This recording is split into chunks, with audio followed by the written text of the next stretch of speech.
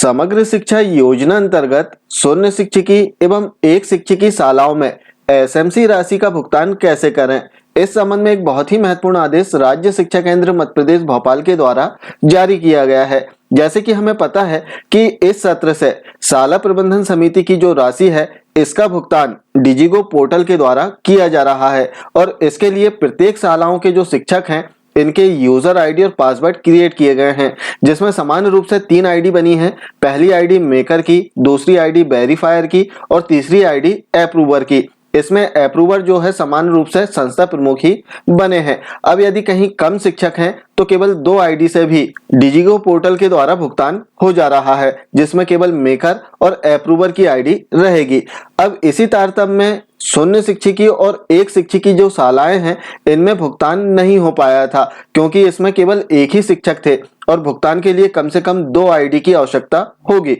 तो इस संबंध में एक बहुत ही महत्वपूर्ण आदेश जो जारी किया गया है, जिसमें बताया गया है कि जहां शून्य शिक्षिकी शालाएं हैं या फिर एक शिक्षिकी शालाएं हैं, यहां पर भुगतान कैसे होगा। इसमें बताया गया कि ऐसी शालाएं जहां केवल एक शिक्षक कार्यरत हों, ऐसी शालाओं में मेकर और अप्रूवर बनाने के लिए उक्त शाला के निकटतम शाला के ऐसे शिक्षक को उक्त दायित्व सौंपा जाता है जो किसी अन्य शाला में मेकर, अप्रूवर या वेरीफायर ना बना हो। और इसी प्रकार जो शून्य शिक्षिकी शालाएं हैं उनके लिए भी निर्देश दिए गए हैं कि जो निकटतम शालाएं हैं उनके शिक्षक को मेकर, अप्रूवर बनाने की प्रोसेस की जाए।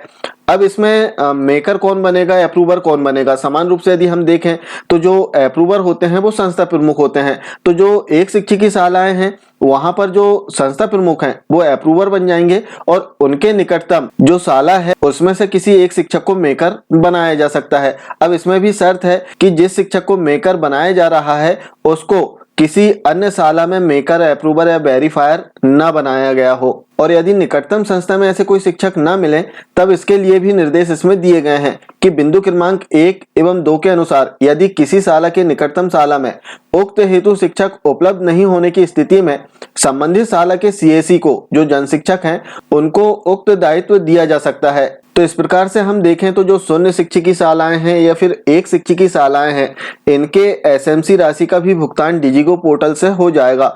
इसके लिए निकटतम शाला के किसी शिक्षक को मेकर, अप्रूवर या वेरीफायर बनाया जाएगा। अब डिजिगो पोर्टल पर भुगतान कैसे करना है, बिल कैसे बनाना है, बेंडर कैसे बनाना है, इस प्रकार के तमाम वीडियो चैनल में अपलोड किए जा चुके हैं, जिनकी लिंक आपको डिस्क्रिप्शन बॉक्स में मिल जाएगी। आप अपनी शाला का जो भुगतान है एसएमसी राशि का इन वीडियोस को देखकर बहुत ही आसानी से कर सकते हैं। ये थी शून्य शिक्षिकी व एक शिक्षिकी में एसएमसी राशि के भुगतान के संबंध में एक महत्वपूर्ण जानकारी। आशा है जानकारी अच्छी लगी होगी। मिलते हैं कुछ इसी प्रकार की जानकारियों के साथ में नेक्स्ट वीडियो में। तब तक के लिए जय हिंद।